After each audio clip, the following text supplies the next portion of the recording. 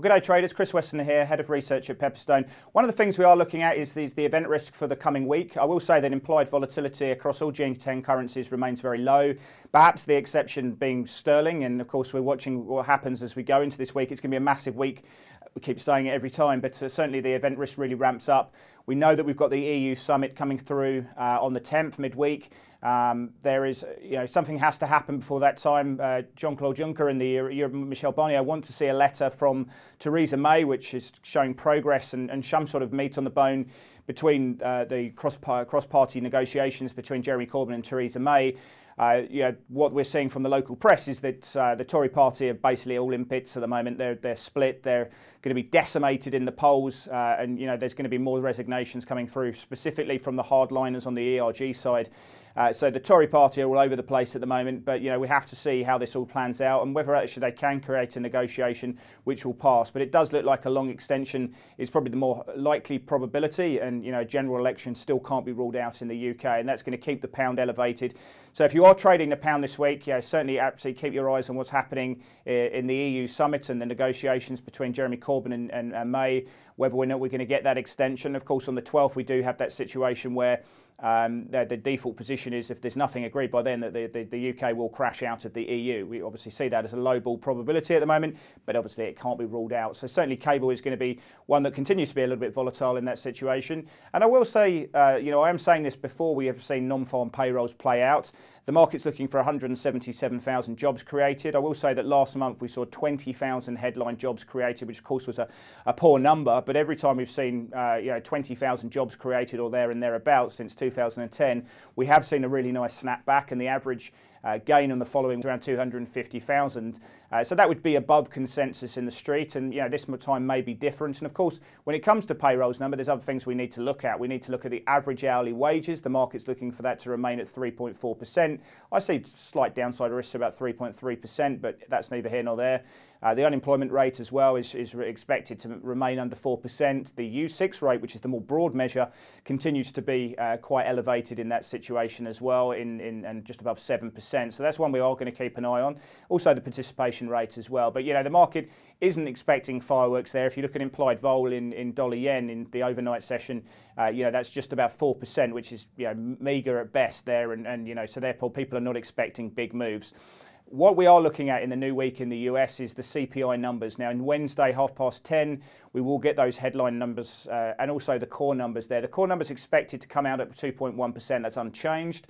But if you have a look at the headline numbers, that's expected to tick up to 1.8%, which, depending on the outcome of those numbers there, will dictate what's happening in the US dollar. If you have a look at the US dollar index, that's one that a lot of people are focusing. Of course, everyone does trade dollar yen and euro dollar much more prolifically than what we see in the dollar index. But that dollar index will get more focused because we are coming into that triple top, the top end of the range. If we can see a break of that, which isn't my base case, I'd be looking to fade it into those levels, then I think there's a pretty good chance that, they're going to see volatility in other broad markets pick up, especially in emerging markets. They do not want to see a stronger dollar. But of course, that really depends what we see with nominal bond yields and real yields. Now, what we've seen throughout this week is a little bit of a move higher in nominal and real yields. And if that can continue, and a lot of that will be down to what we see in the payrolls number, emerging markets will take a bit of a clobbering, I think, and volatility in other markets will pick up. So keep an eye on bond markets, keep an eye on those on that US dollar index, which in 94, 95 is USDX, and whether or not that can break through that top. And that will probably coincide with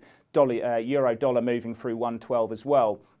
Here in Australia, I think that the key dynamic is what happens with the rates market and whether the rate cuts are justified. We know that the RBA has kind of opened the door to rate cuts with their last statement and certainly that last paragraph, but they do need to see a deterioration in the unemployment trends for that to really kick off and really open the door for a significant easing bias coming through in the May statement.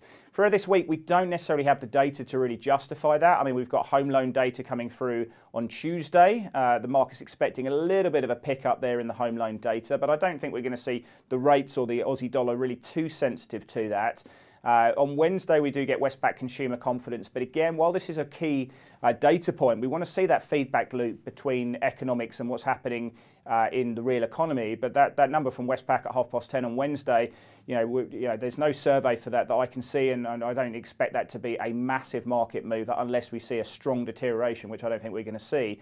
So what we need to understand is what's being priced in, and if you look at the Aussie rates market, the swaps market, we've got about 18 basis points being priced in over the next 6 months, and whether or not the data flow that we're seeing actually justifies that level of rate cuts, I'm not so sure it does, and there is probably some upside in the Aussie dollar as we go through the new week, but of course that really depends on two factors. One, what happens in the US dollar side of the equation, and let's not forget as well in the US that we do get the Fed minutes coming through from the last meeting, and I believe there's a good consensus growing that those minutes will be worth watching as we go. If you look at the calendar, you can see when that date is on. That the market is expecting those minutes to show a more detailed approach as to what exactly it would take for the Federal Reserve to start cutting rates going forward. So that's definitely something to consider and keep an eye on when that comes out. But certainly in China, if we go back to the Australian dollar, here in China, or certainly in China, we're going to get CPI numbers coming through. We're going to have PPI numbers as well. And as we go through the week, we're going to get trade balance data as well. Now, that's a very hard one to prophesize and forecast. The analysts tend to get that wrong. It's a very volatile series. So it's really trying to predict that where that's going to be is nigh on impossible. So we'll watch what happens with the import-export numbers from China. And again, that could be moving what's happening in Chinese equities, but more prominently what happens in the Australian dollar and those sort of quasi-plays on China. So definitely one to watch there. If we do see a move up into sort of the high 71s, into 72, I think that would probably be the level the market's looking to fade into. We're keeping an eye firmly on oil. I think that's definitely one that's been keeping equity markets propped up. If we can see a firm close above $70 on Brent, that would be an equity positive, as would a nice move through $63 on US crude. Again, we're going to be focused on those inventory data points that come out later in the week. But certainly if we can see those prices move up, then that would boost inflation expectations. Real yields will probably fall on the back of that, and that will be supportive of equity prices. And I think if we're looking at the global equity markets, the ones that we really liked at the moment are the DAX. We've liked the Chinese markets, but we're going to be driven most prominently by what's happening in the S&P, and that's where we revert back to the earnings season, and we're going to start seeing US earnings season really kick off with the banks playing through. JP Morgan, Citigroup, Goldman Sachs, Morgan Stanley, Bank of America, Citigroup, those kind of names are very much going to be in focus. Now, their earnings won't have been done any favours by the flattening of the US yield curve, and that's something we will be watching.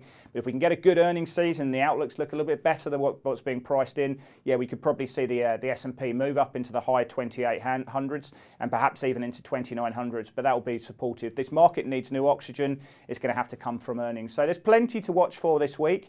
I think the fact is that in Australia, whether or not this data can start justifying the level of rate cuts and whether or not we start seeing a further deterioration which forces the RBA's hand, and that will really throw the Australian dollar around going forward. But I think as we go through the week, really watching earnings in the US, we're watching CPI in the US, we're watching those minutes in the US, and of course what happens in Brexit, and also the trade negotiations between US and China.